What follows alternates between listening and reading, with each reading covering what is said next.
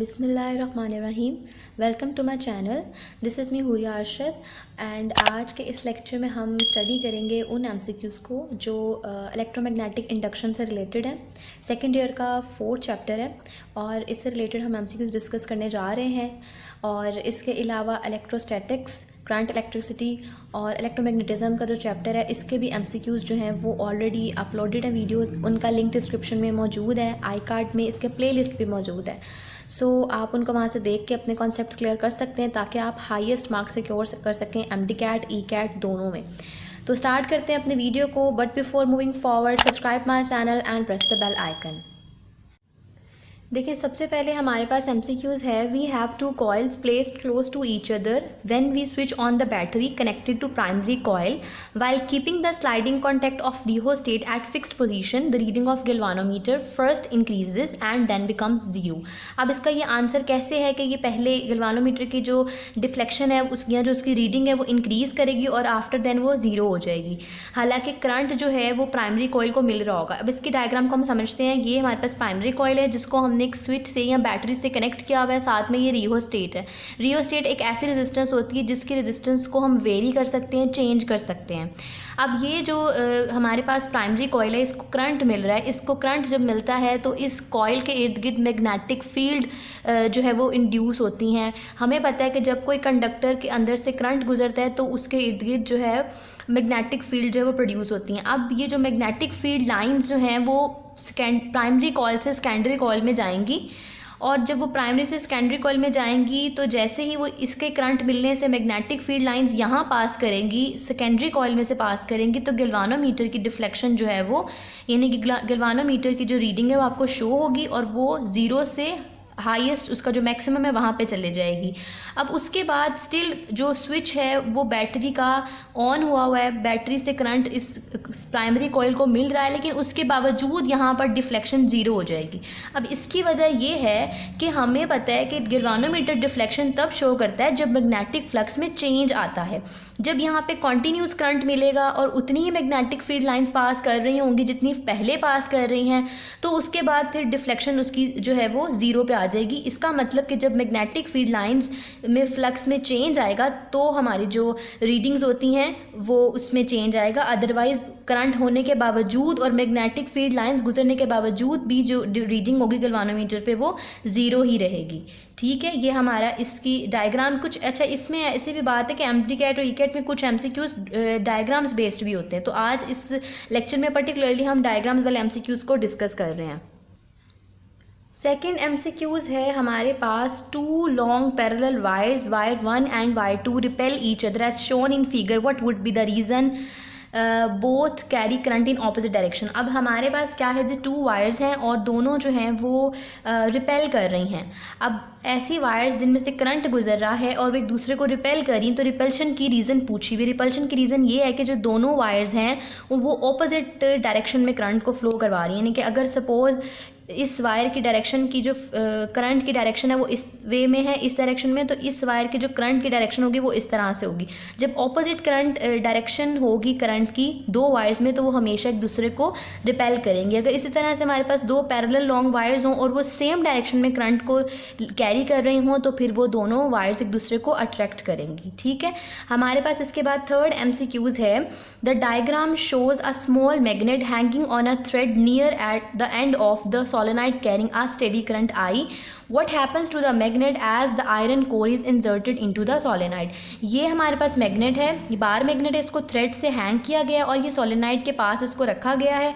यहाँ से iron core जो है वो इसके साथ आपने बताना है कि what happens to the magnet as iron core is inserted into the solenoid। अगर ये आयरन कोर इस सोलेनाइड के अंदर इंसर्ट कर दिया जाए तो इस मैग्नेट के साथ क्या होगा, ये मैग्नेट मूव करेगा सोलेनाइड के अंदर।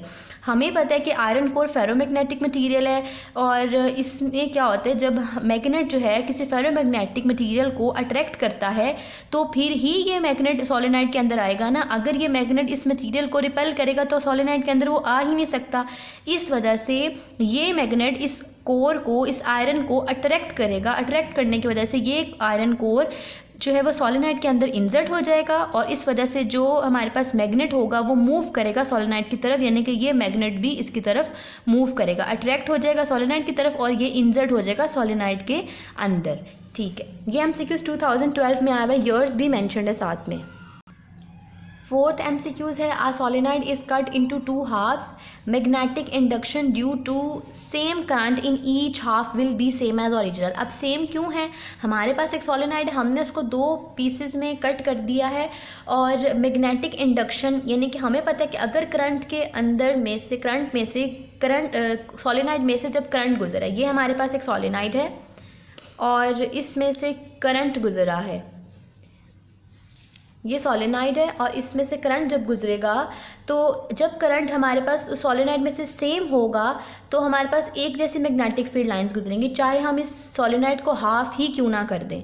इसका मतलब हमने ये पहले भी डिस्कस किया, जब मैग्नेटिक फ्लक्स चेंज होता है तो फिर ही हमारे पास जो है वो करंट के अंदर वेरिएशन आती है। अगर करंट सेम रहेगा उस सोलेनाइड के अक्रॉस तो भी मैग्नेटिक फील्ड लाइंस एक जैसी होंगी, उन पे कोई फ़र्क नहीं पड़ेगा चाहे आपने सोलेनाइड को हाफ ही क्यों ना कर दिया हो, इसलिए उसके ऊपर उतना ही करंट होगा, उतनी ही मैग्नेटिक फील्ड इंडक्शन होगी जितनी पहले थी इसको सोलेनाइड को कट करने से पहले।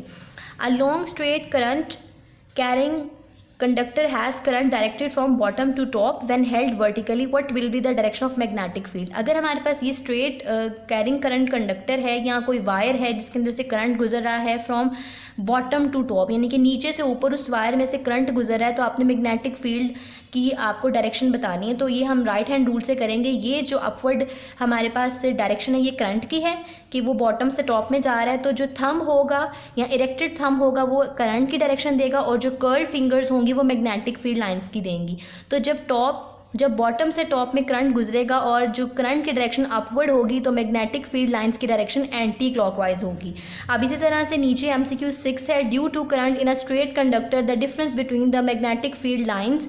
अब यहाँ पर कुछ और पूछा, यहाँ ये पूछा है कि ये मेरे पास एक कंडक्टर है, अब सबसे वो अब top to bottom current flow कर रही है, bottom to top doesn't matter, ये क्वेश्चन की रिक्वायरमेंट नहीं है। हमने यहाँ पर टॉप टू बॉटम करंट को फ्लो कराया, जब top to bottom current conductor में से गुजरेगा तो उसकी जो मैग्नेटिक फील्ड लाइंस की जो डायरेक्शन होगी वो क्लॉकवाइज हो जाएगी।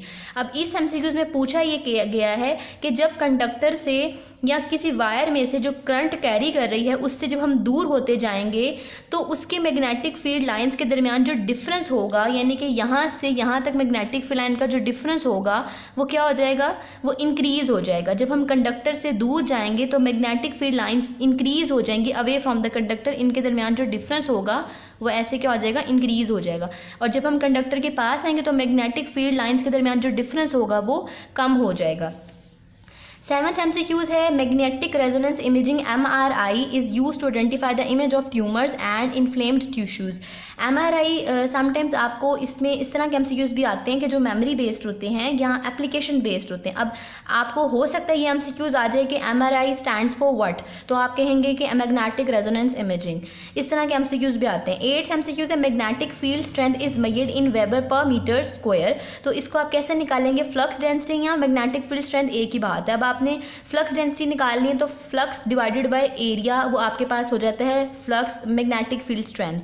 तो फ्लक्स का फॉर्मूला होता है B.A, इससे हमारे पास क्या आ जाएगा B/A, और B का यूनिट होता है टेस्ला, एरिया का यूनिट होता है मीटर स्क्वायर, और B into metre square area, tesla into metre square होता है वेबर के इक्वल, तो इस तरह हमारे पास बन जाएगा वेबर पर मीटर स्क्वायर। और अगर आपको ये पता करना हो कि मैग्नेटिक फील्ड का यूनिट टेस्ला क्यों होता है और कैसे होता है तो वो आप इस फॉर्मूले से लेंगे।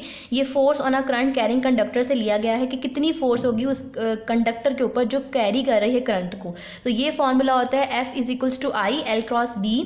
अगर आप यहाँ से B का रिलेशन को बनाएंगे तो B is equals to F over IL, तो B is equals to newton per ampere per metre, that is equals to tesla, तो इसलिए हमने यहाँ पर T लिखा था। और tesla into metre square equal होता है वेबर के, और वेबर ओवर मीटर स्क्वायर हो गया यूनिट मैग्नेटिक फील्ड स्ट्रेंथ का।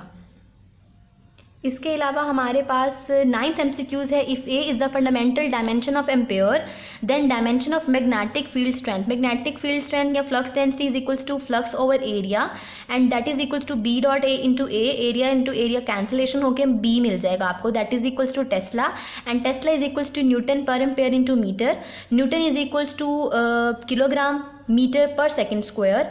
और इस तरह से जो रिलेशन हमारे पास ए मीटर से मीटर कट जाएगा तो सिंप्लीफाई होकर रिलेशन आ जाएगा kilogram second square per ampere. तो इसको हम इस तरह से लिखेंगे डायमेंशन की फॉर्म में, किलोग्राम आ जाएगा एम पर एम्पेयर और सेकंड आ जाएगा T-2 में। ये MCQ 2015 में आया है। 10th MCQs है, a loop of 5 turns of wire is placed in uniform magnetic field of 0.5 Tesla, then area of loops shrink at a constant rate of 10 meter square per second, then EMF is induced according to Faraday's law। ये Faraday's law हमें relation देते हैं कि जो flux में rate of change of flux into number of tons of coil is equals to EMF induced।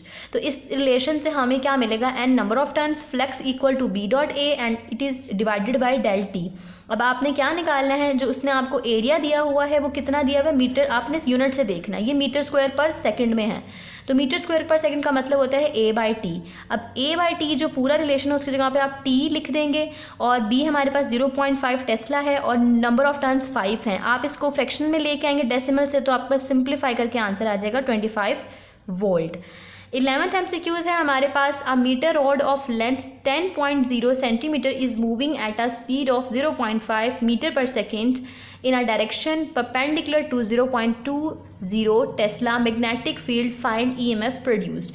जो हमारे पास formula है EMF इंड्यूस का, जिसे हम मोशनल EMF भी कहते हैं। अगर आपने टॉपिक को डिस्कस किया हो मोशनल EMF के रिलेशन से हमने ये फार्मूला लिया, ये रिलेशन निकाला है, that is equals to V DL sine theta. अगर ये परपेंडिकुलर है तो साइन 90 हो जाएगा और V हमारे पास कितना है 0.5 मीटर पर सेकेंड और ये हमारे पास 0.20 मैग्नेटिक फील्ड है टेस्ला में और ये हमारे पास है 10.0, आप इसको 10 लिख लें, 10 सेंटीमीटर। सेंटी को अगर आप कन्वर्ट करेंगे तो -2 आ जाएगा। अगर आप इसको सिंप्लीफाई करेंगे और ये रिलेशन के सारे स्टेप्स मौजूद हैं, सिंप्लीफाई करेंगे तो आपके पास EMF आ जाएगी 1 × 10⁻² वोल्ट।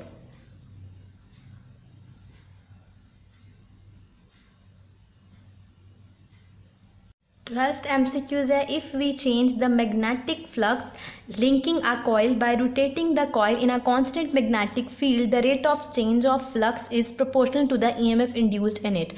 ये Faraday's law है कि जब flux change होगा the rate of change of flux is proportional to the EMF induced in it, और ये हमारे पास Faraday's law का मैथमेटिकल फॉर्म है। ये 2019 में MCQs आया हुआ है। इस वीडियो में, इस लेक्चर में हमने 2013 से 19 तक जितने पास पेपर में MCQs आए हुए वो हमने डिस्कस किए हैं, डायग्रामेटिकली भी किए हैं, मैथमेटिकल भी किए हैं, फार्मूलाज बेस्ड भी किए हैं। इसके अलावा कुछ वो आपकी मेमोराइज बेस्ड भी थे, वो भी MCQs डिस्कस किए हुए हैं और कुछ वीडियोज़ का लिंक डिस्क्रिप्शन में भी मौजूद है। अगर आपके पास कोई क्वेश्चन है या कोई चीज़ आपको समझ नहीं आए, right in doubt in the comment section ताकि आपके डाउट्स भी क्लियर हो जाएँ।